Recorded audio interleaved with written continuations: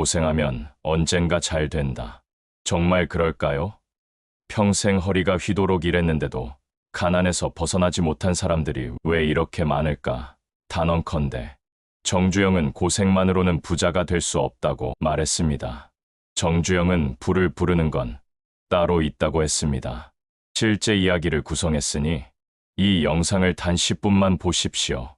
그 10분 안에 왜 당신의 고생이 지금까지 결과로 이어지지 않았는지, 그리고 앞으로 어떻게 해야 고생을 자산으로 바꾸고 진짜 부로 연결시킬 수 있는지 구체적인 해답을 드리겠습니다.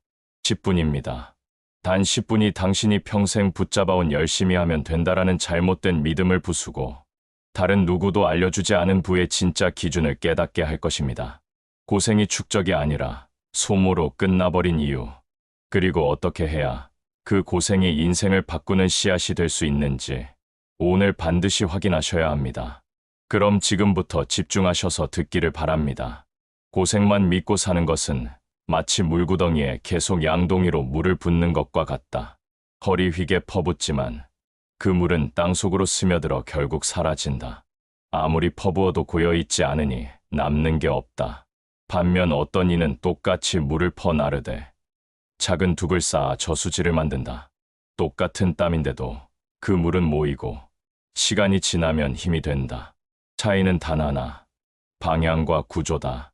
편의점에서 하루 12시간 서서 일하는 사람이 있다. 몸은 녹초가 되지만 남는 건 월세 내고 나면 사라지는 월급뿐이다.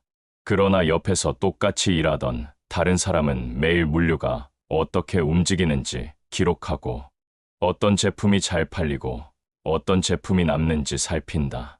그 경험을 바탕으로 작은 가게를 차리니 그는 남는 게 생긴다. 차이는 땀의 양이 아니다. 그 땀이 어디로 흘러가고 있었는가가 전부다. 많은 사람들은 이렇게 착각한다. 열심히만 하면 언젠가 되겠지. 그러나 세상은 그렇게 움직이지 않는다. 열심히만 하는 사람은 결국 남이 짜놓은 판 위에서 소모될 뿐이다. 주인이 설계한 길에서 남이 정해놓은 기준 속에서 허리만 굽히는 삶을 살게 된다. 나는 말한다. 고생은 출발선일 뿐이다. 부는 방향에서 나온다. 한번 스스로에게 물어보라. 내가 지금 흘리는 이 땀이 쌓여 내 삶을 바꾸고 있는가? 아니면 그저 버티기 위한 고생일 뿐인가? 만약 답이 모호하다면 당신은 지금 고생이 아니라 소모를 하고 있는 것이다. 그리고 그 소모는 결국 당신의 몸과 마음, 시간까지 갉아먹게 될 것이다. 사람은 누구나 힘들게 산다. 그러나 어떤 이는 그 힘듦을 자산으로 바꾸고 어떤 이는 그 힘듦을 상처로만 남긴다. 차이는 간단하다. 똑같이 버텨도 기준을 세우고 방향을 잡은 자만이 부를 얻는다. 기억하라. 고생이 배신하지 않는 것이 아니다. 배신하지 않는 건 오직 올바른 선택과 기준이다. 당신이 지금 버티고 있는 그 자리가 단순한 노동의 자리인지 아니면 내일을 바꾸는 설계의 자리인지 이제 반드시 점검해야 한다. 그 한 번의 점검이 당신의 10년을 바꾸고 당신의 평생을 바꾼다. 고생이 쌓이면 부자가 될 것이라 믿는 사람들이 많다. 그러나 현실은 정반대다. 많이 버텼는데도 가진 건 빚뿐인 이들이 얼마나 많은가? 왜 이런 일이 생기는가? 그 까닭은 단순하다. 남이 짜놓은 판 위에서 고생했기 때문이다. 생각해보라. 누군가는 공장에서 하루 12시간씩 기계를 돌린다. 땀은 강물처럼 흐르지만 그가 얻는 건 정해진 월급뿐이다. 그 고생은 결국 사장의 자산으로 쌓인다. 반대로 사장은 책상 위에서 단 한 번의 결정을 내린다. 이 기계를 더 드릴까, 줄일까? 그 결정 하나가 수십억의 가치를 만든다. 이 차이가 바로 노동과 설계의 간극이다. 땀이 아니라 기준과 선택이 불을 가른다. 마치 이런 것이다. 두 사람이 똑같이 삽을 든다. 한 사람은 모래사장에서 구덩이만 판다. 하루 종일 힘들게 파지만 남는 건 허리 통증뿐이다. 다른 한 사람은 물길이 흐를 자리를 계산해 작은 수로를 낸다. 그 역시 똑같이 힘들었지만 시간이 흐르자 그 물길이 논을 적시고 곡식을 키운다. 노동의 양은 같았으나 하나는 허무한 고생, 다른 하나는 자산으로 바뀌는 고생이 된 것이다. 나는 이렇게 말한다. 고생은 누구나 한다. 그러나 의미 없는 고생을 피하는 것이 진짜 지혜다.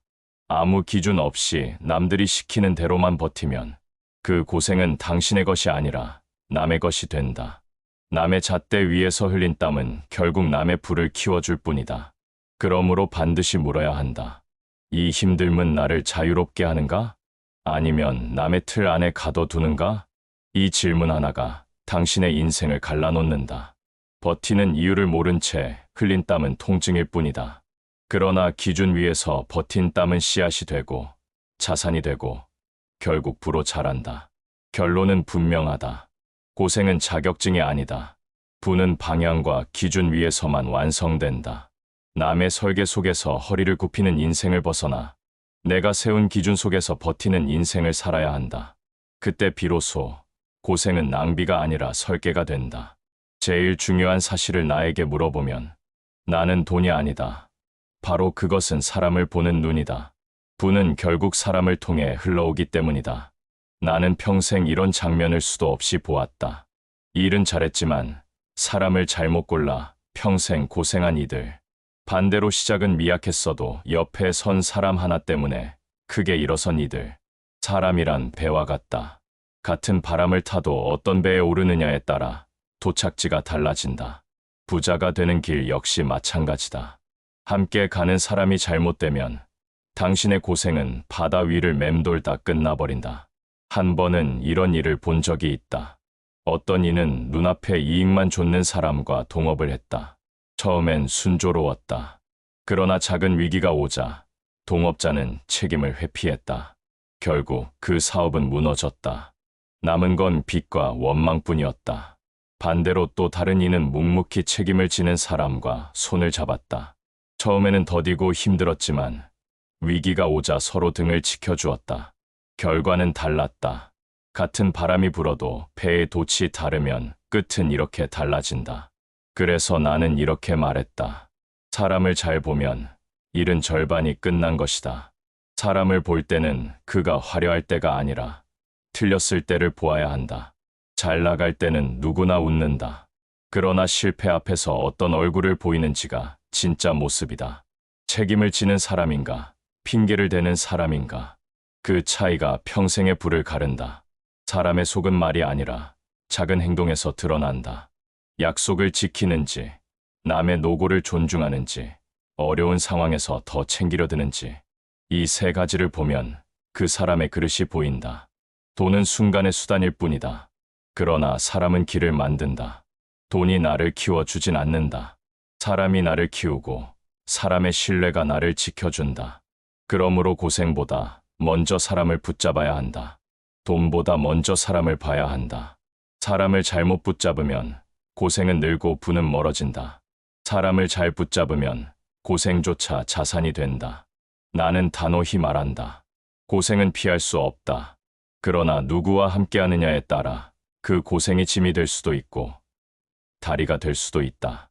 부의 길에서 가장 큰 기준은 바로 사람이다. 사람을 보면 길이 보인다. 그 길을 잘 골라야 부도 따라온다. 사람들은 정말 큰 착각을 한다. 나는 수없이 많은 사람들을 보고 공통점을 발견했다. 보통 사람들은 열심히 하면 길이 열린다. 그러나 나는 단호히 말한다.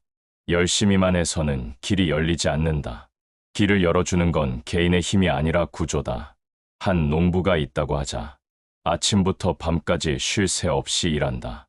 하지만 물길이 잘못 나 있으면 아무리 씨앗을 뿌려도 노는 메말라 버린다. 반대로 물길을 먼저 트고 구조를 만들어 놓으면 씨앗은 저절로 자라난다. 이것이 구조의 힘이다.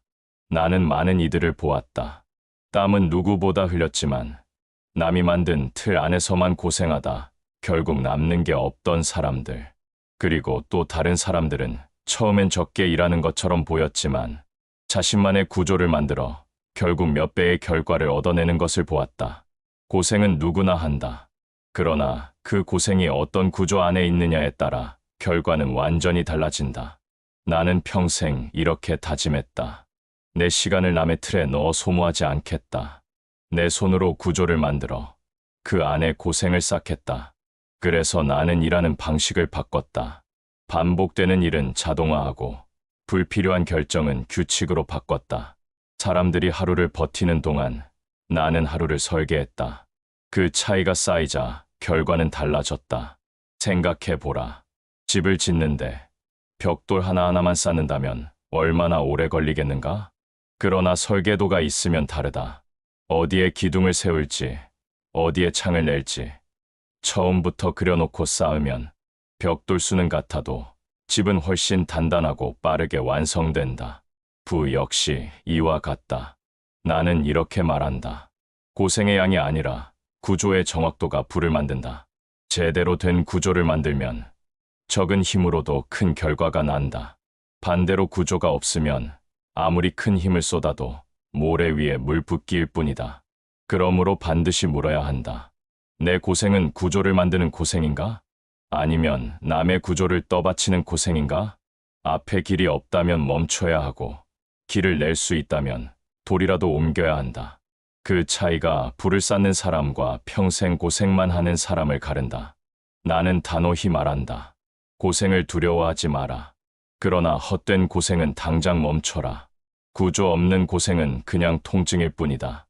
하지만 구조 위에 쌓는 고생은 자산이 된다. 그 차이가 바로 불을 만드는 갈림길이다. 사람들은 흔히 불을 돈의 크기로만 잰다. 얼마를 벌었는가, 얼마나 쌓아두었는가.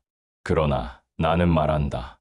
부의 진짜 기준은 돈이 아니라 책임의 크기다. 생각해보라. 우물이 마을 한가운데 있다면 그 우물은 물을 길어 올린 사람만을 위한 것이 아니다. 목마른 이웃이 있고 지나가는 나그네가 있다. 물을 지키는 책임이 있을 때 그 우물은 마을 전체의 생명을 살린다. 돈도 이와 같다. 책임 없이 쌓아두면 썩은 물이 되고 책임과 나눔으로 흘려보낼 때 살아있는 자원이 된다. 나는 많은 부자들을 보았다. 돈만 챙기다 결국 고립된 사람, 책임을 나누다 오히려 존경을 얻은 사람. 그 차이는 단순하다. 돈은 쌓을수록 무거워지고 나눌수록 가벼워진다. 책임을 동반한 돈만이 끝까지 빛을 낸다. 한 기업의 사장은 직원의 밥 한 끼를 책임진다.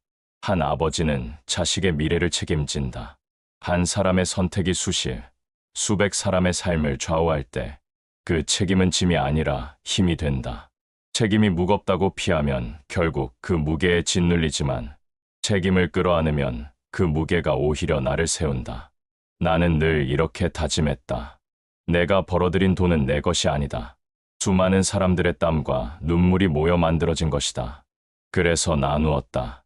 식당을 지어 굶는 노동자가 없게 했고 숙소를 마련해 먼 타지에서도 잠들 수 있게 했다. 그것이 나의 책임이었고 그 책임이 회사를 키웠다. 책임은 말이 아니라 행동이다. 존중하는 마음으로 무릎을 꿇을 수도 있고 함께 먹고 함께 자며 흙냄새를 맡을 수도 있다. 그 행동이 쌓여 사람들의 신뢰가 되고 그 신뢰가 곧 부의 진짜 기반이 된다. 나는 단호히 말한다.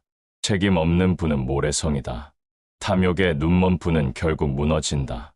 그러나 책임을 품은 부는 세대를 넘어 이어진다. 그러니 반드시 물어야 한다. 나는 지금 돈을 모으는가? 아니면 책임을 쌓는가? 돈은 언젠가 사라진다. 그러나 책임은 기억된다. 그 기억이 남을 살리고 또 다른 기회를 만든다. 그것이야말로 부의 본질이다. 기억하라. 부는 나 혼자 잘 살기 위한 것이 아니다. 내가 선 자리에서 함께 살아가는 사람들을 지키는 것. 그것이 진짜 부다. 돈은 잠시 머무는 숫자에 불과하지만 책임은 세상을 바꾸는 힘이다. 기억하라. 자랑은 순간의 기쁨이지만 절제는 평생의 복이다. 오늘 그 절제를 지킨다면 내일 당신의 삶은 분명 달라질 것이다. 혹시 이 영상에서 작은 깨달음을 얻으셨다면 좋아요와 구독을 눌러주시면 앞으로도 정주영의 철학과 지혜, 불을 부르는 법 내용을 꾸준히 받아볼 수 있는 길이 될 것입니다. 이상 영상을 끝까지 시청해 주셔서 감사합니다.